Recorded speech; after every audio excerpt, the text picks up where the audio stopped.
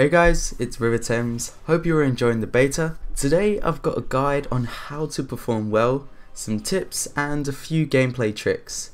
This video is not your standard tips like what reinforcements do or how to play a certain game mode.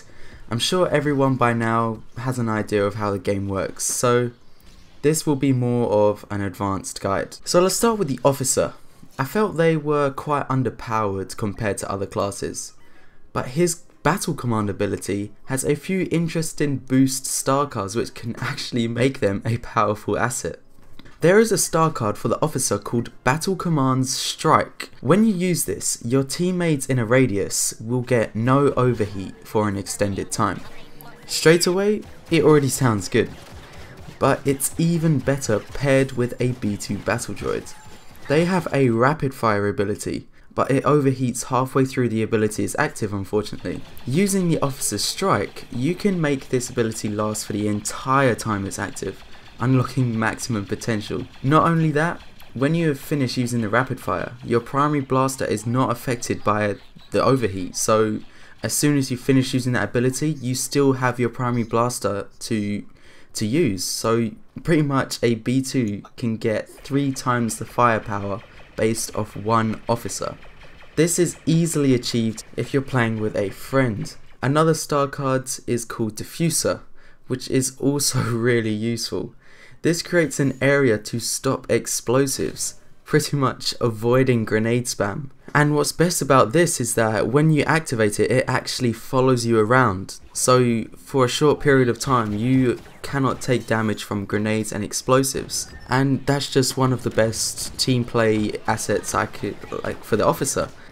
Speaking of the B2s, they're the most common reinforcements I probably see on the Battlefront. Both variants have a wrist rocket, of course, and surprisingly this rocket has a lock-on mechanic to Starfighters. Firing this in the direction of a ship will make it automatically lock on. It doesn't do amazing amounts of damage, maybe like 20 hit points, but it's always an option if they're bothering you too much and you see one with a bit of low health. Same goes for the Clone Jump Trooper.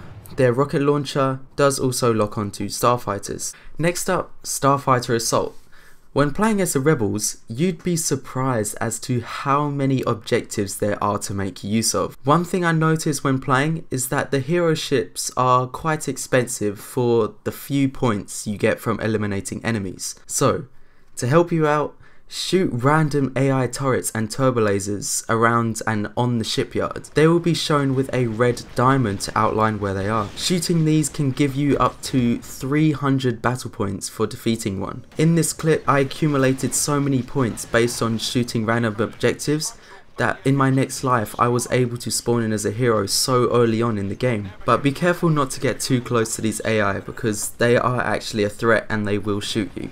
Another for Starfighters, you can look behind you. It is the F2 key on PC and I think the D-pad on console, I'm not too sure, but I think you can customize it. This is so useful. You can see if anyone is chasing you and try to maneuver out of the way. But be careful because when you do this, your controls do invert, so only look behind yourself for a couple seconds. So, the battle points. I think right now, a lot of us just want to get the hero as quick as possible, meaning we like to save our battle points up. But I want to encourage you to invest them in the tanks. The ATRT and the AAT. These both cost 3.5k. So it is a huge purchase and quite the risk if you get taken down. However, the firepower on these things is crazy. These tanks are very bulky and get a lot of score. As I bought the tank for stage 2, I accumulated over 5,000 battle points within that stage, which allowed me to get a hero straight after I died and respawned. Meaning, in this clip, I had the enjoyment of playing a tank while working towards the hero, and just not stressing completely about getting to the hero the fastest. The Wookiee, as you may have seen, you have to charge up to get the full firepower out of the bowcaster, although the spread is quite large. Zooming in with the Wookiee actually changes the crosshairs to make them more central, meaning you can become more effective at range and be more accurate on a target. The third stage of Galactic Assault is the indoor portion. At this point, airspace becomes prohibited, meaning if you are flying a Starfighter, you will get kicked out and respawn as a trooper. This is to stop the strafing runs on separatists entering the throne room basically. The UI at the top of this game modes indicates when you are near to that stage.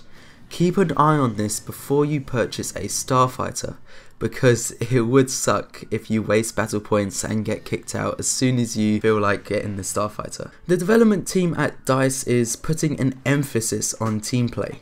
You may have noticed a yellow area appear on the floor when a heavy uses their sentry. This isn't just for show. When you see this, make sure to get in that area. This area allows everyone within to take less explosive damage, such as grenades and other random explosions. As for a hero, Darth Maul. What can I say, he's pretty much amazing already.